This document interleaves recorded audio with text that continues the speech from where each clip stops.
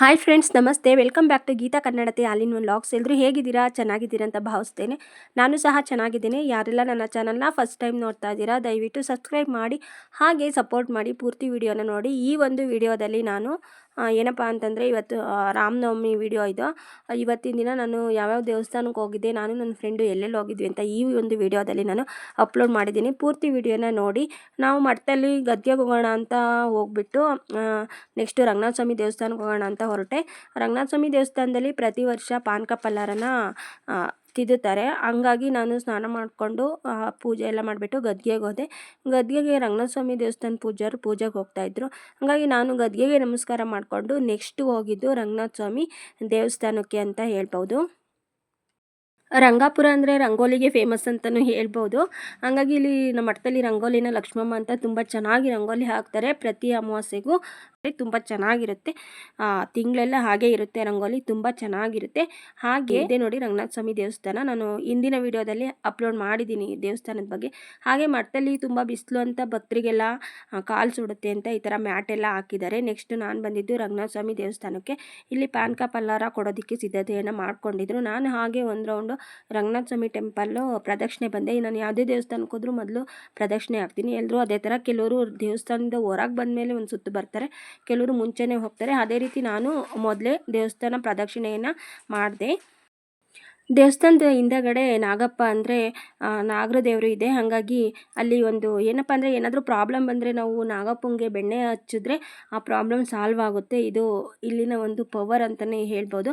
ನಾವು ನಾಗರ ಪೂಜೆನ ಪ್ರತಿ ವರ್ಷ ಇಲ್ಲಿ ಮಾಡ್ತೀವಿ. ಆ ಒಂದು ವಿಡಿಯೋನು ನಾನು ಹಾಕಿದ್ದೀನಿ. ತುಂಬ ಜನ ಇಲ್ಲಿ ಏನಾದರೂ ಪ್ರಾಬ್ಲಮ್ ಆದರೆ ನಾಗರ ಪೂಜೆನೂ ಮಾಡ್ತಾರೆ, ಹಾಗೆ ಬೆಣ್ಣೆನ ಹಚ್ಬಿಟ್ಟು ಅವರ ಸಮಸ್ಯೆಗೆ ಪರಿಹಾರವನ್ನು ಕಂಡುಕೊಳ್ತಾರೆ. ಹಾಗೆ ಇಲ್ಲಿ ತೀರ್ಥದ ಗುಂಡಿ ಇದೆ. ನಾನು ಅದನ್ನು ಸಹ ನಮಸ್ಕಾರ ಮಾಡಿಕೊಂಡು ನೆಕ್ಸ್ಟ್ ಹೋಗಿದ್ದು ಇಲ್ಲಿ ಪಾನಕ ಪಲ್ಲಾರ ಕೊಡ್ತಾಯಿದ್ರು. ಆದರೆ ನಾನು ಮೊದಲು ದೇವಸ್ಥಾನ ರಂಗನಾಥ ಸ್ವಾಮಿ ದೇವಸ್ಥಾನ ದರ್ಶನ ಮಾಡ್ಕೊಂಬರೋಣ ದೇವರನ್ನ ಅಂತೇಳಿ ಒಳಗಡೆ ಬಂದು ತೀರ್ಥ ಪ್ರಸಾದ ತೊಗೊಂಡು ನೆಕ್ಸ್ಟ್ ನಾನು ಪಾನಕ ಪಲ್ಲಾರ ಇಸ್ಕೊಳ್ಳೋಣ ಅಂತ ಬಂದೆ. ತುಂಬ ಚೆನ್ನಾಗಿತ್ತು ಅಂತ ಹೇಳ್ಬೋದು ಪಾನಕ ಮತ್ತು ಪಲ್ಲಾರ. ನಿಜವಾಗ್ಲೂ ದೇವಸ್ಥಾನಕ್ಕೆ ಬಂದಾಗ, ದೇವಸ್ಥಾನದಲ್ಲಿ ಏನಾದರೂ ಪ್ರಸಾದ ತಿಂದಾಗ, ಪ್ರಸಾದ ಇಲ್ಲಾಂದರೂ ದೇವಾಲಯಕ್ಕೆ ಬಂದಾಗ ಸಿಗೋ ನೆಮ್ಮದಿ ಎಲ್ಲೂ ಸಿಗಲ್ಲ ಅಂತಲೂ ಹೇಳ್ಬೋದು. ನೆಕ್ಸ್ಟು ನಾನು ಮತ್ತು ನನ್ನ ಫ್ರೆಂಡ್ ಆಶಾ ಇಲ್ಲೇ ಅದ್ದಿನಕಲ್ಲು ಆಂಜನೇಯ ಸ್ವಾಮಿ ಅಂತ ಇದೆ, ರಾಮನವಮಿ ಆಗಿದ್ದರಿಂದ ಹೋಗಿ ಬರೋಣ ಅಂತ ಹೋದ್ವಿ ರಂಗಾಪುರದಲ್ಲಿ. ಅದಾದಮೇಲೆ ನಾನು ಹಾಸ್ಪಿಟ್ಲಿಗೆ ಹೋಗಬೇಕಾಗಿತ್ತು ತಿಪ್ಟೂರಿಗೆ. ಹಲ್ಲು ನೋವಿತ್ತು ನನಗೆ, ಹಂಗಾಗಿ ಮೇಯ್ನ್ ಕೆಲಸ ಇತ್ತು. ಹಂಗಾಗಿ ತಿಪ್ಟೂರಲ್ಲಿ ಯಾರನ್ನೊಬ್ರು ನೋಡೋದು ಇತ್ತು ಪೇಷಂಟ್ನ, ಹಾಗೆ ಬಟ್ಟೆ ಎಲ್ಲ ತೊಗೊಳ್ಳೋದಿತ್ತು. ಹಾಗಾಗಿ ಇಬ್ಬರು ಸಹ ಮಾತಾಡಿಕೊಂಡು ಹೊರಟ್ವಿ. ಫಸ್ಟು ದೇವಸ್ಥಾನಕ್ಕೆ ಹೋಗೋಣ ಅಂತ ಹೋದ್ವಿ. ನೋಡಿ ತುಂಬ ಚೆನ್ನಾಗಿದೆ ಆಂಜನೇಯ ಸ್ವಾಮಿ ದೇವಸ್ಥಾನ. ಇದೇ ಶ್ರೀ ಅದ್ದಿನಕಲ್ಲು ಆಂಜನೇಯ ಸ್ವಾಮಿ ದೇವಸ್ಥಾನ. ತುಂಬ ಶಕ್ತಿಯುತವಾದ ದೇವರು ಅಂತಲೂ ಹೇಳ್ಬೋದು. ನಾವು ರಾಮನವಮಿ ಆಗಿದ್ದರಿಂದ ಹೋಗೋಣ ಅಂತ ಹೋದ್ವಿ. ಅಲ್ಲಿ ಹೋಗ್ಬಿಟ್ಟು ಕಾಲು ತೊಳ್ಕೊಂಡ್ಬಿಟ್ಟು ನೆಕ್ಸ್ಟು ದೇವಸ್ಥಾನಕ್ಕೆ ಹೋಗೋಣ ಅಂತ ಹೋದ್ವಿ. ತುಂಬ ಚೆನ್ನಾಗಿದೆ ದೇವಸ್ಥಾನ. ನಾವು ಗರುಡಗಮ್ಮನ ಪ್ರದಕ್ಷಿಣೆ ಹಾಕಿ ನೆಕ್ಸ್ಟ್ ದೇವ್ರ ದರ್ಶನ ಮಾಡೋಣ ಅಂತ ಒಳಗಡೆ ಹೋದ್ವಿ. ತುಂಬ ಚೆನ್ನಾಗಿದೆ ದೇವರು ನೋಡಿ, ಆಂಜನೇಯ ಸ್ವಾಮಿ. ಜನ ಎಲ್ಲ ಬರ್ತಾಯಿದ್ರು ಹೋಗ್ತಾಯಿದ್ರು. ಬಟ್ ಇವರು ಪಾನಕ ಪಲ್ಲಾರನ ದಾರಿನಲ್ಲಿ ಕೊಡ್ತಾಯಿದ್ರು. ಆಮೇಲೆ ತೋರಿಸ್ತೀನಿ ನೋಡಿ ಅವ್ರು ಎಲ್ಲಿ ಪ್ರಸಾದನ ಕೊಡ್ತಾಯಿದ್ರು ಅಂತ. ತುಂಬ ಚೆನ್ನಾಗಿದೆ ದೇವಸ್ಥಾನ. ಯಾರಾದರೂ ಇಲ್ಲಿ ತಿಪ್ಟೂರು ಸುತ್ತಮುತ್ತ ಇರೋರು ಅಥವಾ ತಿಪ್ಟೂರವರು ಇಲ್ಲಿಗೆ ಬಂದು ಹೋಗ್ಬೋದು. ನೆಮ್ಮದಿ ಬೇಕು ಅಥವಾ ಒಂದು ಸಮಾಧಾನ ಸಿಗುತ್ತೆ. ನಮ್ಮ ಶ್ರೀಮಠಕ್ಕೂ ಬಂದರೂ ಸಮಾಧಾನ ಸಿಗುತ್ತೆ, ಹಾಗೆ ಇದು ಒಂದು ಆಂಜನೇಯ ಸ್ವಾಮಿ ಸನ್ನಿಧಿಗೆ ಬಂದರೂ ಸಹ ಒಂದು ನೆಮ್ಮದಿ ಸಿಗುತ್ತೆ ಅಂತ ಹೇಳ್ಬೋದು. ನಾವು ಈ ರೀತಿ ಪ್ರದಕ್ಷಿಣೆ ಹಾಕ್ಕೊಂಬಂದ್ವಿ. ತುಂಬ ಅಚ್ಚುಕಟ್ಟಾಗಿತ್ತು ದೇವಾಲಯ ಅಂತ ಹೇಳ್ಬೋದು.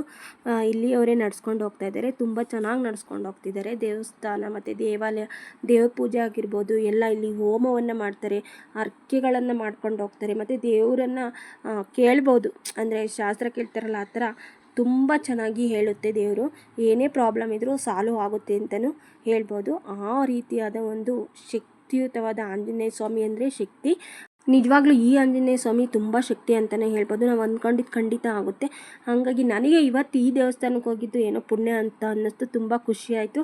ಹಾಗೆ ಅಲ್ಲಿ ಈ ಥರ ಕುಂಕುಮನ ಇಟ್ಟಿದ್ದಾರೆ.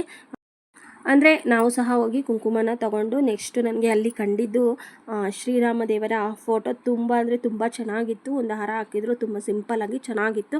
ನಾವು ಎಲ್ಲ ದರ್ಶನ ಮಾಡಿಬಿಟ್ಟು ನೆಕ್ಸ್ಟ್ ಒಂದೆರಡು ಫೋಟೋಸು ವೀಡಿಯೋಸು ಮಾಡ್ಕೊಳ್ಳೋಣ ಅಂತ ಫೋಟೋ ತೆಕ್ಕೊಂಡು ನೆಕ್ಸ್ಟು ನಾವು ಅಲ್ಲಿಂದ ಹೊರಟ್ವಿ. ಹಾಗೆ ಸ್ವಲ್ಪ ಹೊತ್ತು ದೇವಸ್ಥಾನ ದರ್ಶನ ಆದಮೇಲೆ ಕೂತ್ಕೊಳ್ಳೋಣ ಅಂತ ಕೂತ್ಕೊಂಡು ನಾವು ಅವರು ಆಂಜನೇಯ ಸ್ವಾಮಿ ಟೆಂಪಲ್ ಅವರು ಇಲ್ಲಿ ದಾರಿನಲ್ಲಿ ಕೊಡ್ತಾಯಿದ್ರು ಪಾನಕ ಪಲ್ಲಾರನ. ಹಾಗಾಗಿ ಇಲ್ಲಿ ಹೋಗೋ ಬರೋ ವೆಹಿಕಲ್ಸ್ನವ್ರನ್ನೆಲ್ಲ ನಿಲ್ಲಿಸಿ ಪಾಪ ಅಷ್ಟು ಚೆನ್ನಾಗಿ ಪಾನಕ ಫಲಹಾರನ ಕೊಡ್ತಾಯಿದ್ರು ಅಂತ ಹೇಳ್ಬೋದು. ದಾನ ಮಾಡಿದ್ರೆ ಈ ಥರ ಮಾಡಬೇಕು ಅಂದರೆ ನಾವು ಕೊಟ್ವಿ 4 ಜನಕ್ಕೆ ಅಂತ ಸುಮ್ಮನೆ 4 ಜನಕ್ಕೆ ಕೊಡೋದಲ್ಲ. ಇವರಂತೂ ತುಂಬ ಎಲ್ಲರೂ ಹೋಗೋರು ಬರೋನ್ನೆಲ್ಲ ನಿಲ್ಲಿಸಿ ಕೊಡ್ತಾಯಿದ್ರು. ನನಗಂತೂ ತುಂಬ ಖುಷಿ ಆಯಿತು. ಹಾಗೆ ನಾವು ಪಾನಕ ಫಲಹಾರ ತಿಂದ್ಕೊಂಡು ನೆಕ್ಸ್ಟ್ ತಿಪ್ಟೂರಿಗೆ ಬರೋ ಐಡಿಯಾ ಇತ್ತಲ್ವ, ತಿಪ್ಟೂರಿಗೆ ಬಂದ್ವಿ. ಇಲ್ಲಿ ಒಬ್ಬರನ್ನ ಪೇಷಂಟ್ನ ನೋಡಬೇಕಾಗಿತ್ತು ನಾವು, ಹಾಗಾಗಿ ಇಲ್ಲಿ ಹಣ್ಣು ಎಲ್ಲ ತೊಗೊಂಡು ಹಾಸ್ಪಿಟ್ಲಿಗೆ ಹೋದ್ವಿ. ಮುದ್ರಾ ಹಾಸ್ಪಿಟ್ಲಲ್ಲಿದ್ದರು. ನಾನು ಅಲ್ಲೆಲ್ಲ ಇನ್ನು ವೀಡಿಯೋ ಮಾಡೋಕ್ಕೆ ಹೋಗಲಿಲ್ಲ, ಪಾಪ ಹಾಸ್ಪಿಟ್ಲಲ್ಲೆಲ್ಲ ಬೇಜಾರಾಗುತ್ತೆ ಅಂತೇಳ್ಬಿಟ್ಟು ನಾನು ವೀಡಿಯೋನ ಮಾಡಲಿಲ್ಲ. ನಾವು ಹಣ್ಣು ತೊಗೊಂಡೋಗ್ಬಿಟ್ಟು ಅವ್ರನ್ನ ನೋಡಿಕೊಂಡು ನೆಕ್ಸ್ಟು ನಾವು ಹೋಗಿದ್ದು, ನನಗೆ ಹಲ್ಲು ನೋವು ಅಂತ ಹೇಳಿದ್ನಲ್ವ, ಹಲ್ಲು ನೋವಿಗೆ ಹಾಸ್ಪಿಟ್ಲಿಗೆ ತೋರಿಸೋಣ ಅಂತದ್ವಿ. ನಮ್ಮ ಕೊಲೀಗು ನಮ್ಮ ಟೀಚರ್ ಒಬ್ಬರು ತೋರಿಸಿದ್ರಂತೆ, ಇಲ್ಲಿ ತುಂಬ ಚೆನ್ನಾಗಾಗಿತ್ತು, ನೋವೆಲ್ಲ ಕಡಿಮೆ ಆಗಿತ್ತು ಅಂದರು. ಸೊ ನಾವು ಆ ಡಾಕ್ಟ್ರ್ ಹತ್ರ ಹೋಗೋಣ ಅಂತ ಹೋದ್ವಿ. ಬಟ್ ನನ್ನ ಒಂದು ಟೈಮು ಚೆನ್ನಾಗಿರ್ಲಿಲ್ವ ಏನೋ ಗೊತ್ತಿಲ್ಲ, ಡಾಕ್ಟ್ರೇ ಇರಲಿಲ್ಲ. ಅಲ್ಲಿ ಹೋಗಿ ವಿಚಾರಿಸ್ದೆ, ಅಲ್ಲಿ ಕೆಲಸ ಮಾಡೋರಿದ್ದರು, ಬಟ್ ಓಪನ್ ಇತ್ತು. ಕೇಳಿದೆ ಅವ್ರನ್ನ, ಡಾಕ್ಟ್ರ್ ಇಲ್ಲ, ಅವರು ರಜಾ ಮಾಡಿ ಎಲ್ಲ ಹೋಗಿದ್ದಾರೆ ಅಂದರು. ಸೊ ಸರಿ ಅಂದ್ಕೊಂಡ್ಬಿಟ್ಟು ನಾನು ಅಲ್ಲಿ ತೋರಿಸಿದ್ರೆ ಅಲ್ಲೇ ತೋರಿಸ್ಬೇಕು, ನೆಕ್ಸ್ಟ್ ಟೈಮ್ ಬರೋಣ ಅಂತ ಹೋಗಿ ಮೆಡಿಕಲಲ್ಲಿ ಟ್ಯಾಬ್ಲೆಟ್ ತೊಗೊಂಡೆ. ಹಾಗೆ ನನ್ನ ಫ್ರೆಂಡ್ ಆಶಾ ಮನೆಗೆ ಸೊಪ್ಪೆಲ್ಲ ತೊಗೊಂಡ್ರು. ಸೊಪ್ಪು ತಗೊಂಡು ಅಲ್ಲಿಂದ ನಾವು ಹೋಗಿದ್ದು ಬಟ್ಟೆ ಅಂಗಡಿಗೆ. ಆಶಾ ಬಟ್ಟೆ ಅಂಗಡೀಲಿ ಸ್ಯಾರಿ ತೊಗೋಬೇಕು ಅಂತಂದ್ಲು. ಸೊ ನಾವು ಸ್ಯಾರಿಗಳ್ನ ನೋಡೋಣ ಅಂತ ಹೋದ್ವಿ. ಬಟ್ ನಮ್ಗೆ ಯಾಕೋ ಸ್ಯಾರಿ ಯಾವುದು ಲೈಕ್ ಆಗಲಿಲ್ಲ. ಅಲ್ಲಿಂದ ನೆಕ್ಸ್ಟ್ ಬಟ್ಟೆ ಅಂಗಡಿಗೆ ಹೋದೆ, ಅಂದರೆ ಮಕ್ಕಳಿಗೆ ಬಟ್ಟೆ ತೊಗೋಬೇಕು ಅಂತ, ಅವರ ಬ್ರದರ್ ಮಕ್ಳಿಗೆ ಬಟ್ಟೆ ತೊಗೋಬೇಕು ಅಂತ ಹೋದ್ವಿ. ಅಲ್ಲೇನೋ ಕರೆಕ್ಟಾಗಿ ಸೆಲೆಕ್ಟ್ ಮಾಡಿದ್ವಿ, ಬಟ್ಟೆ ಎಲ್ಲ ತೊಗೊಂಡು ನೆಕ್ಸ್ಟು ನಾವು ಇನ್ನೇನು ಹೊರಡೋಣ ಅಂತ ಬಂದ್ವಿ. ಟೈಮ್ ಆಯಿತು ಅಂತ ಹೇಳ್ಬಿಟ್ಟು ಮತ್ತೆ ರಿಟರ್ನ್ ಊರಿಗೆ ಬರಬೇಕಾದ್ರೆ ನಮಗೆ ರಾಮನವಮಿ ಪಾನಕ ಫಲಹಾರ ಮತ್ತೆ ಕರಿತಾ ಇತ್ತು. ಹಾಗೆ ಅಲ್ಲೊಂದು ಹುಡುಗ, ಪಾಪ ಚಿಕ್ಕ ಹುಡುಗ ನಿಂತ್ಕೊಂಡು ಅಕ್ಕ ಬನ್ನಿ ಬನ್ನಿ ಅಂತ ಹೇಳಿದ್ರು ಕರಿತಾ ಇದ್ದ. ನಮಗೆ ದೇವ್ರ ವಿಚಾರದಲ್ಲಿ ಯಾರೇ ಕರೆದ್ರು ನಾವು ನಿಲ್ದಂಗೆ ಹೋಗೋಕ್ಕಾಗಲ್ಲ ನಮ್ಮ ಮನಸ್ಸು. ಹಾಗಾಗಿ ಮತ್ತೆ ಹೋಗ್ಬಿಟ್ಟು ಪಾನಕ ಫಲಹಾರ ತಿಂದು ದೇವ್ರಿಗೆ ನಮಸ್ಕಾರ ಮಾಡಿಕೊಂಡು ನಾವು ಊರ ಕಡೆ ಹೊರಟ್ವಿ. ಹೇಗಿತ್ತು ವಿಡಿಯೋ? ಇಷ್ಟ ಆದರೆ ಲೈಕ್ ಮಾಡಿ, ಕಮೆಂಟ್ ಮಾಡಿ, ಶೇರ್ ಮಾಡಿ, ಸಬ್ಸ್ಕ್ರೈಬ್ ಮಾಡೋದನ್ನ ಮರಿಬೇಡಿ. Thank you so much.